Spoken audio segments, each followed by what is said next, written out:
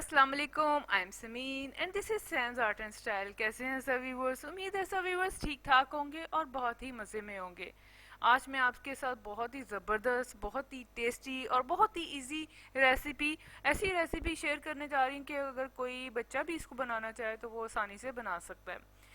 हमारे यहाँ ये खलीफा नान खताई, लोहानी नान खताई और बहुत से ब्रांड्स के साथ ये मशहूर है। लेकिन आप यकीन जाने, आप जब घर में इन इंग्रेडिएंट्स के साथ बनाएंगे तो एक तो हाइजेनिक होंगी और आपको किसी भी अच्छे ब्रांड से कम उसका टेस्ट नहीं लगेगा, बल्कि बहुत ही टेस्टी और बहुत ही क्रिस्पी बनेगी।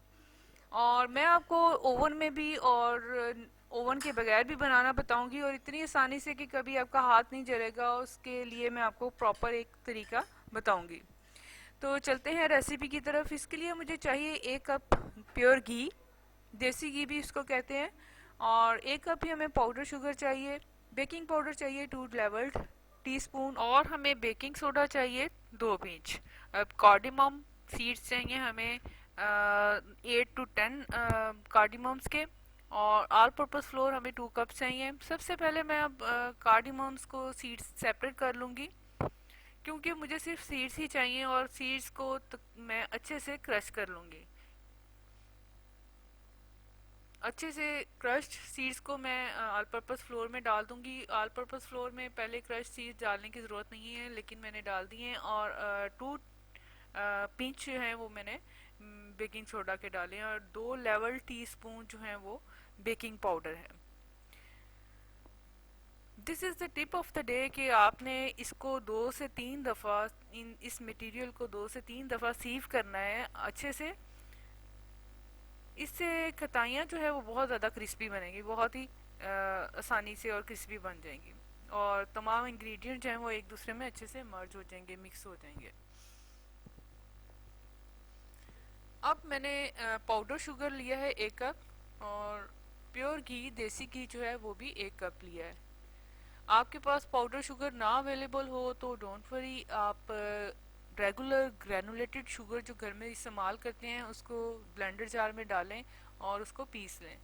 लेकिन पैमाइश जो है वो आपने उसकी पीसने के बाद करनी है। पीसी हुई शुगर आपने 1 कप लेनी है, और इन दोनों को हमने इतना अच्छे से मिक्स करना है कि ये यकजान हो जाए। अब ये अच्छे से मिक्स हो चुका है, और मैंने देसी घी का इस्तेमाल किया। आप दूसरा घी भी इस्तेमाल कर सकते हैं। देसी घी से ज़्यादा टेस्ट बहुत ज़्यादा अच्छा आता है, बहुत लजीज बनते हैं। लेकिन आप दूसरा घी भी इस्तेमाल कर सकते हैं, उसके साथ भी अच्छे बनेंगे। अब मुझे एक लार्ज बाउल लेना है, और उसमें मैंने ऑल पर्पस फ्लोर का जो भी इंग्रेडिएंट मिक्स किए थे वो डाल दिया, और घी का बैटर इसमें डाल के मिक्स करना है। मैं इसके लिए मशीन का इस्तेमाल कर रही हूँ, विस्कर का इस्तेमाल कर रही हूँ। लेकिन अगर आपके पास विस्कर अवेलेबल ना हो तो डोंट बी कॉन्शियस और एंशियस, आप हाथ के साथ आसानी से गूंद सकते हैं इसको, क्योंकि बेसिकली इसको हमने सिर्फ मिक्स करना है। मैंने थोड़ा सा घी साइड पे रखा है, मैं इसको ग्रेजुअली मिक्स करूँगी। आप आसानी से इसको सॉफ्ट हैंड के साथ इजीली आप इसको गूंद सकते हैं। अब मैंने तमाम घी ऐड कर दिया है।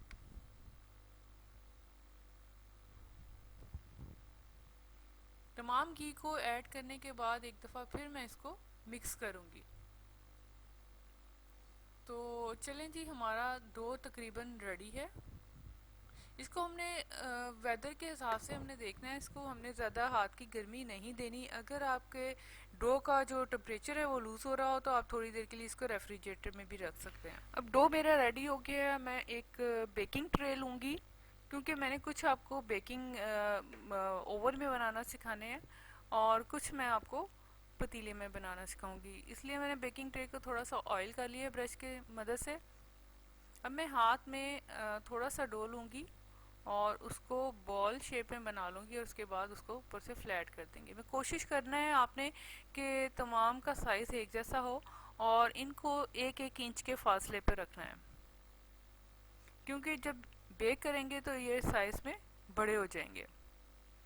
अब एक अंडा हमने लेना है, और उसको हमने एग यॉक को हमने सेपरेट कर लेना है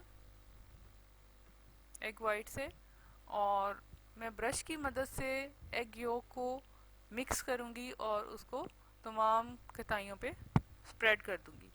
इसके बाद इसको हमने ओवन में 150 सेल्सियस पे हमने बेक करना है तकरीबन 20 मिनट्स के लिए।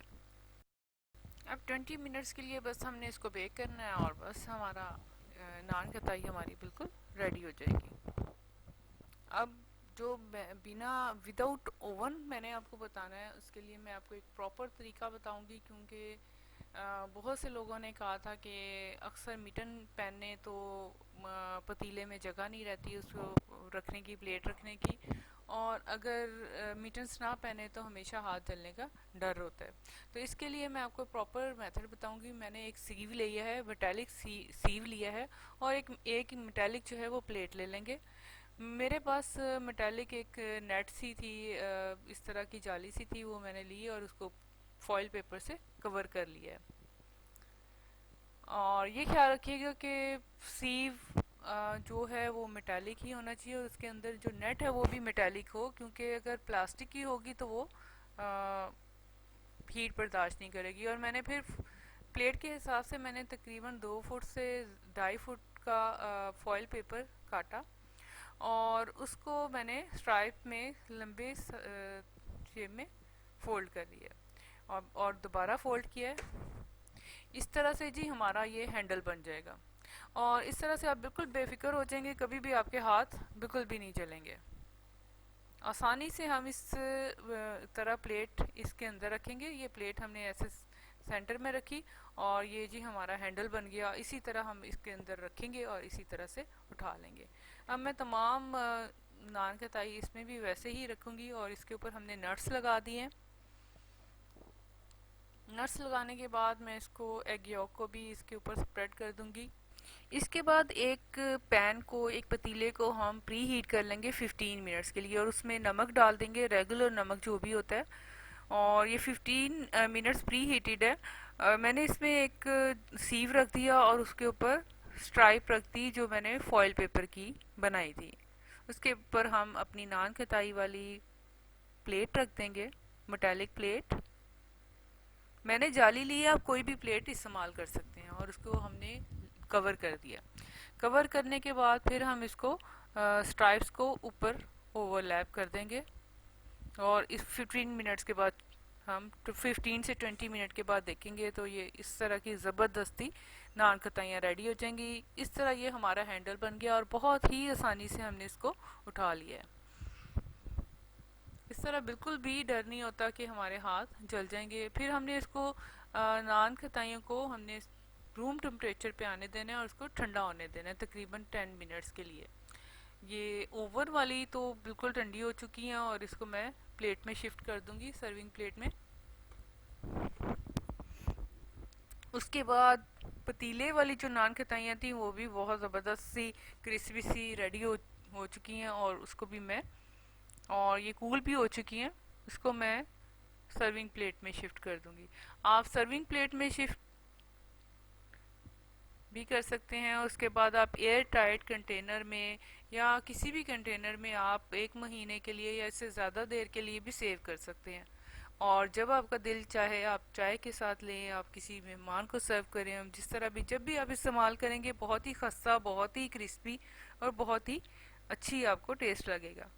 आपको एक दफ़ा बस ये ख्याल रखना है कि जब नान खताई आपने रेडी कर चुके हैं तो आपने इसको थोड़ा सा ठंडा होने देना है, फिर किसी एयर टाइट कंटेनर में सेव करना है। बहुत ही खूबसूरत, बहुत ही मज़ेदार, बहुत ही टेस्टी लजीज नान खताइयाँ मैंने आपको रेसिपी शेयर की है।